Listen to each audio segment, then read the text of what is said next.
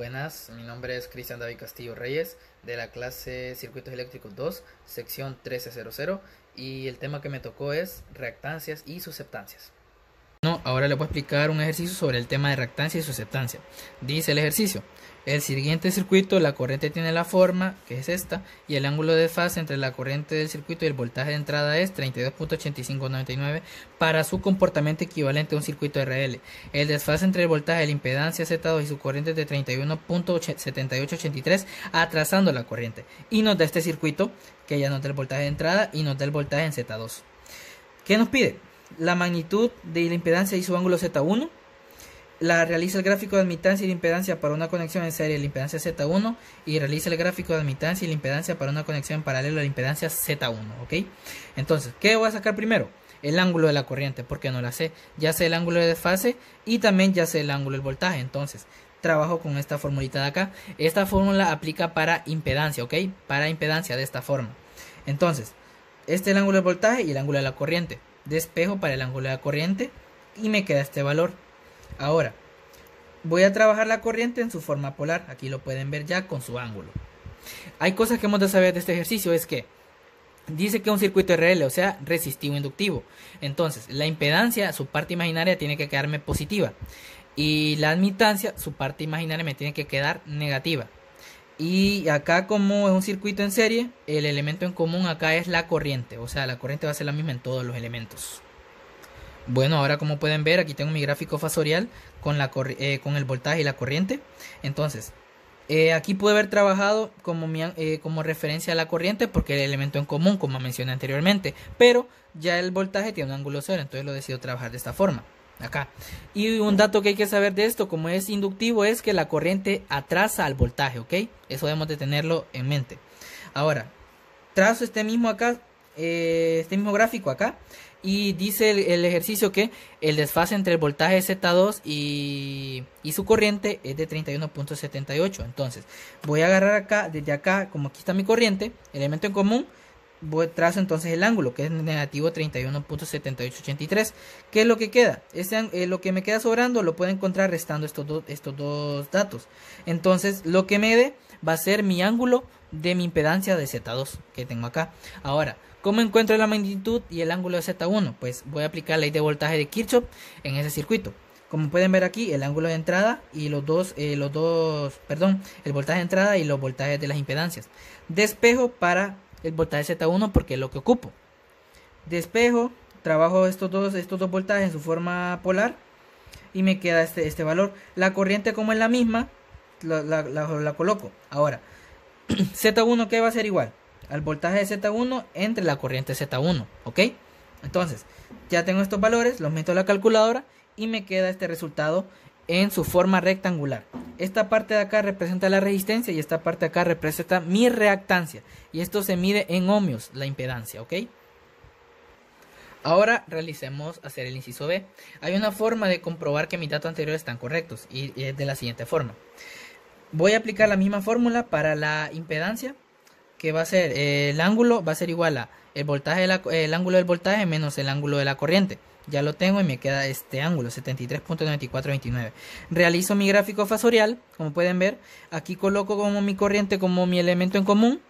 Y acá pongo el voltaje, como les dije. El voltaje siempre, la corriente atrasa al voltaje en un elemento resistivo inductivo. Ahora, aquí trabajo mis voltajes, ¿ok?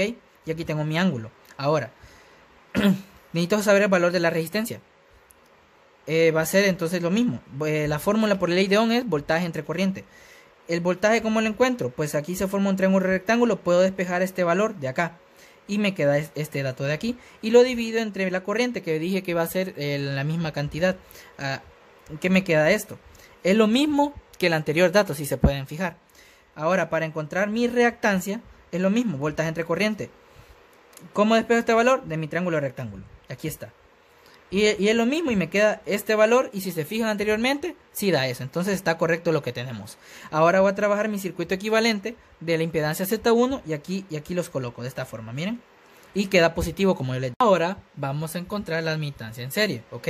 Y la admitancia, debe saber que las unidades se trabajan en Siemens y que la resistencia ahora se vuelve conductancia y la reactancia se vuelve susceptancia, ¿ok? Eso deben de saberlo. Ahora, ¿cómo encuentro eso? Con la fórmula de la resistencia de serie va a ser igual a 1 sobre la conductancia en serie. Entonces despejo para este dato, me queda esto, sustituyo los valores del valor de la resistencia y me queda este valor de acá. Lo mismo hago para encontrar la susceptancia, ¿ok? Despejo este valor y utilizo el valor de la reactancia, que es este de acá. Como pueden ver, este valor ya sustituido me queda negativo, lo que yo les dije. En la admitancia, la parte imaginaria queda negativa. Entonces, ya armado mi circuito en serie, me queda de esta forma. Pueden ver, acá está. La admitancia igual a esto. Pueden ver. Ahora vamos con el inciso C, que hay que encontrar los valores de la impedancia y de la admitancia en paralelo. Ahora, ¿cómo hago para encontrar la admitancia ahorita? Pues sería 1 sobre la reactancia, o sea, el recíproco de la reactancia. Entonces, digo, de la impedancia. Tengo esto de acá, sustituyo y me queda este valor de acá. Les dije, queda negativa la parte imaginaria. Entonces, para comprobarlo hago el mismo proceso que el inciso B, solamente que ahora, como es admitancia, para encontrar el ángulo es primero el voltaje de la corriente menos el voltaje, el ángulo de la corriente menos el ángulo del voltaje. Me queda ahora negativo, como pueden ver. Ahora hago mi gráfico fasorial. Ahora pongo el voltaje como referencia porque cuando está en paralelo el voltaje es el elemento en común, ¿ok? Entonces, ahora, se fijan anteriormente, los valores eran voltajes. Aquí ahora los valores son corrientes, los que voy a sustituir. Vengo, ahora trabajo esto. ¿Cómo encuentro la conductancia? Pues es el inverso, es corriente entre voltaje. La resistencia es voltaje entre corriente. Entonces, ahora que tengo esto, sustituyo este valor en mi triángulo rectángulo que se forma. Como pueden ver, y aquí ya sustituí el valor. Y me queda esto mismo. Miren, un poquito ahí de diferencia, pero es lo mismo. Ahora hago lo mismo con mi susceptancia. Corriente entre voltaje. Sustituyo este valor acá en mi triángulo y aquí está. Ahora hago mi circuito equivalente. Que aquí está, miren, en paralelo. Y de mi admitancia. Miren, aquí está el valor y aquí está. O sea, es esto. Ahora, ¿cómo hago para encontrar la impedancia? Pues se utiliza la misma fórmula.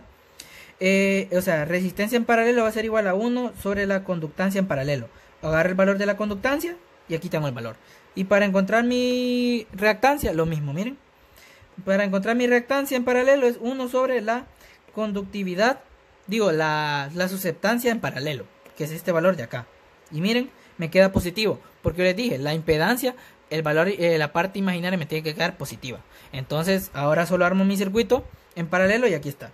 Mi impedancia y mis valores, miren, si se fijan. Bueno, eso es todo, espero que les haya servido.